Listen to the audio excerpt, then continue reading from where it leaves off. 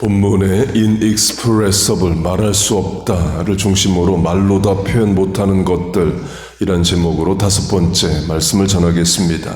로마서 8장을 보면 오직 성령이 말할 수 없는 탄식으로 inexpressible groanings, 우리를 위하여 친히 간구하시느니라, intercedes for us를 말합니다.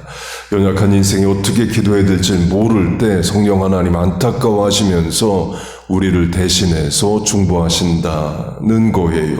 곧 우리가 부모가 자녀가 A라는 상황에서 어려움에서 이런 기도 간구를 해야 되는데 우리가 어리석고 또는 영적으로 무지해서 그 기도를 못합니다. 너무 낙심하든 너무 힘들어하든 기도를 못해요. 또는 잘못된 기도를 할 수 있습니다. B라는 기도를 해야 되는데 C라는 기도를 해요. 하나님 원치 않는 기도를 할 수 있습니다. 물론 나는 그게 최선이라 생각하고 기도하는 겁니다. 그러나 하나님 보실 때는 그 기도가 아니야 하실 수 있어요. 그런데 그걸 내가 모릅니다.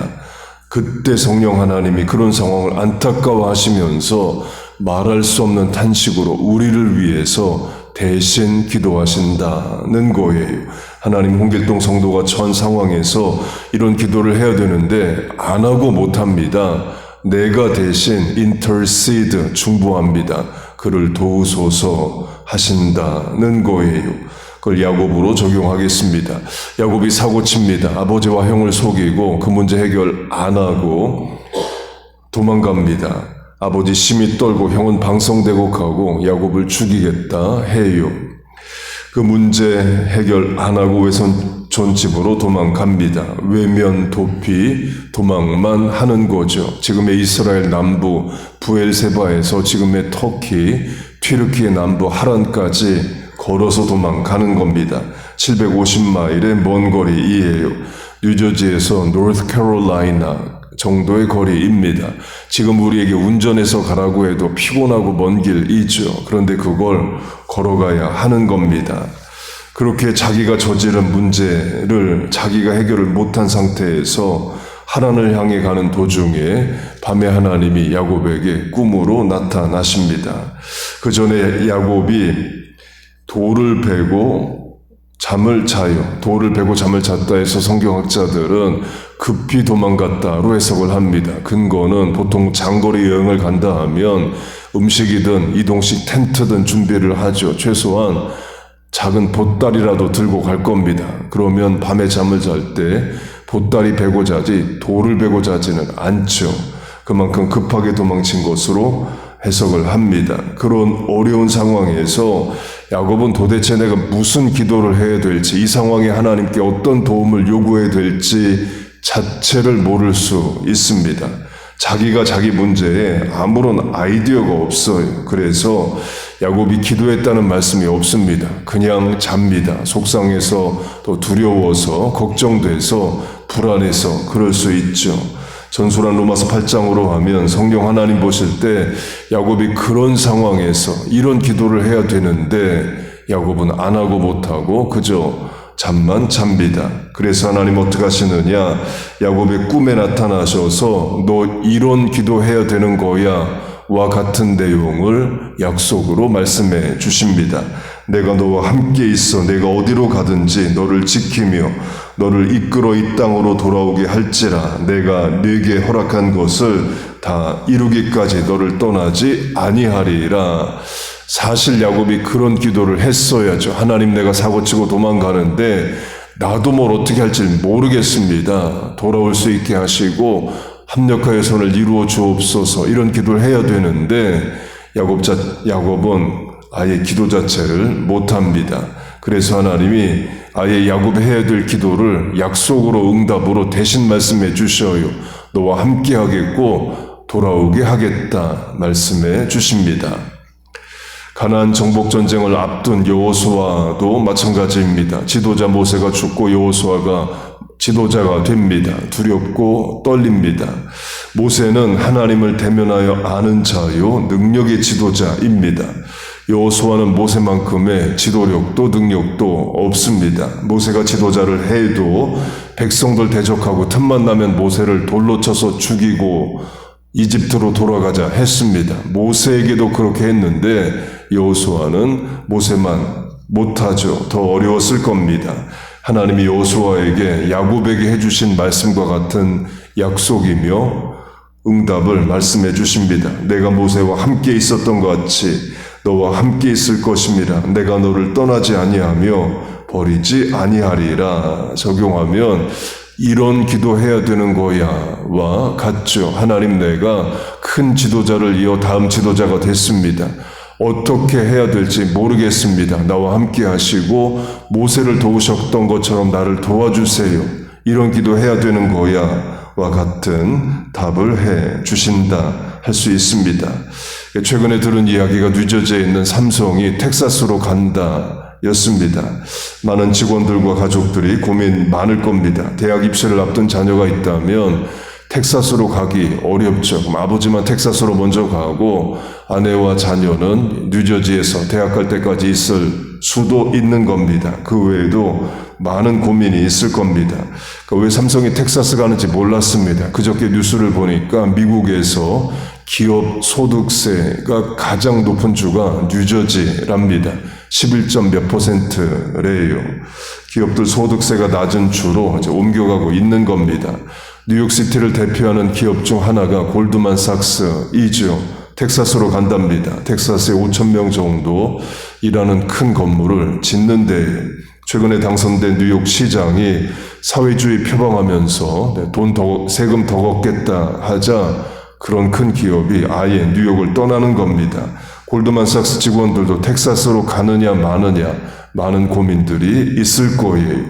그중에 예수 믿는 홍길동 성도로 하면 나는 어떻게 해야 되느냐, 가족, 부모, 또 친구, 교회, 인생 복잡한 심정으로 무슨 기도를 해야 될지를 모를 수 있습니다. 텍사스로 가는 게 맞는지 또는 뉴저지에 새로운 직장을 찾아야 되는지 부모 중심으로 해야 되는지 자식 중심으로 해야 되는지 어려울 수 있습니다. 그래서 기도를 뭘 어떻게 해야 될지를 모를 수 있습니다. 그러니까 대학생으로 하면 요새 AI 때문에 무슨 전공을 해야 될지를 모를 수 있어요. 하나님, 내가 이걸 하려고 하오니 나를 도우소서 자체를 못하는 혼란한 상황에 있을 수 있습니다. 또는 멀리 있는 부모나 자녀에게 무슨 일이 있는지 다 모르죠. 그래서 무슨 기도를 해야 될지 자체도 모를 수 있습니다. 그때 성령 하나님이 안타까운 마음으로 이런 기도해야 되는데 못하는 인생을 대신해서 중보하신다는 거예요.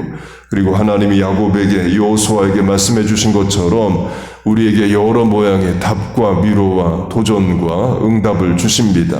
그 과정에서 내가 생각하지 못했던 일을 이루시고 선한 역사와 결과를 이루어 주셔요. 바른 길, 옳은 길로 인도해 주십니다. 구하지 못한 것까지 이루어 주십니다. 화가 변하여 복이 되게 하시고 합력하여 선을 이루어 주십니다. 여러분 믿습니까? 그런 역사가 여러분에게 있기를 축복합니다. 다시 여호수아로 하면요, 가나안 땅 정복 전쟁 첫 번째로 여리고 성과 전쟁을 해야 됩니다. 근데 성을 점령하는 일이 쉽지가 않죠. 여리고는 굳게 닫혔고 출입하는 자가 없더라. 여리고 성이 디펜스 모드, 수성으로 들어갑니다.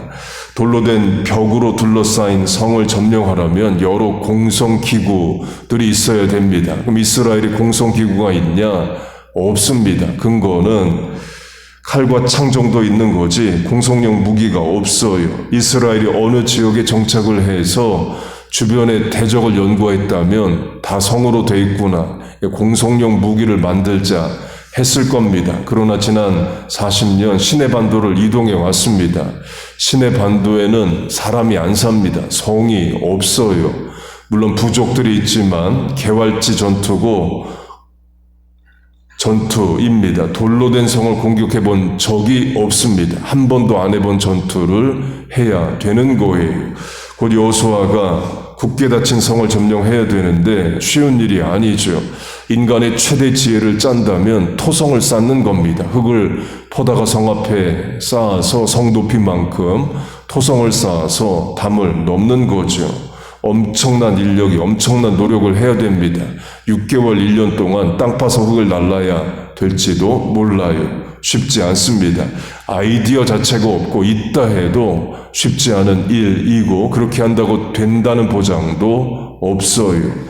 두렵고 떨리는 상황입니다. 그래서 기도로 하면 도대체 무슨 기도를 어떻게 해야 될지 자체를 여호수아가 모를 수 있습니다. 그래서 하나님이 아예 답을 주십니다. 내가 성을 무너뜨려 줄게.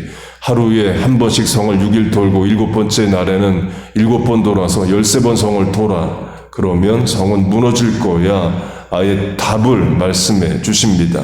곧 기도로 하면 여호수아가 이렇게 기도했어야 되는 거야를 말씀해 주시는 것과 같아요.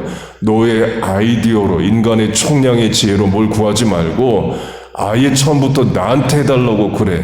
하나님 성을 무너뜨려 주세요. 방법은 하나님이 정해 주세요. 이런 식으로 기도해야 하는 거야. 와 같은 말씀을 해 주십니다. 왜냐하면 기도도 우리의 생각, 인식, 경험의 범위 안에서 합니다. 하나님의 이루실 일을 소망하지만 결국엔 내 생각대로 기도할 때가 많기 때문에 그래요. 그럴 때 우리 많죠. 부모님 문제, 자녀 문제, 내 문제, 사업 문제에 대해서 어떻게 기도해야 될지 모릅니다. 간신히 생각해낸 것도 하나님 보실 때는 인간의 어리석음일 수 있습니다. 내가 뭘 바라고 정하고 아뢰는 것이 하나님 뜻에 맞는지도 사실 모릅니다. 그래서 하나님이 그거 아니야. 이렇게 해야 되는 거야. 알려주시면 좋은데 또 다 알려주시지도 않죠. 그런 상황에서 성령 하나님이 우리를 대신해서 중보하신다는 거예요. 그 하나님의 은혜를 찬송합니다. 우리 걱정되는 일, 고민되는 일, 답이 없는 일, A냐 B냐 선택조차 할 수 없는 일들 인생에 많습니다. 기도하세요. 뭘 어떻게 구해야 될지 모르는 상황이어도 그래도 기도하는 겁니다. 그래야 하나님 도우시고 지혜를 주시고 도울 사람 붙여주시고 바른 기도의 분별력도 주시는 겁니다. 또한 성령 하나님이 말할 수 없는 탄식으로 대신 우리를 위하여 중보해 주셔요. 그런 선한 역사가 하나님의 도우심이 있기를 주의 이름으로 축복하고 축원합니다. 아멘.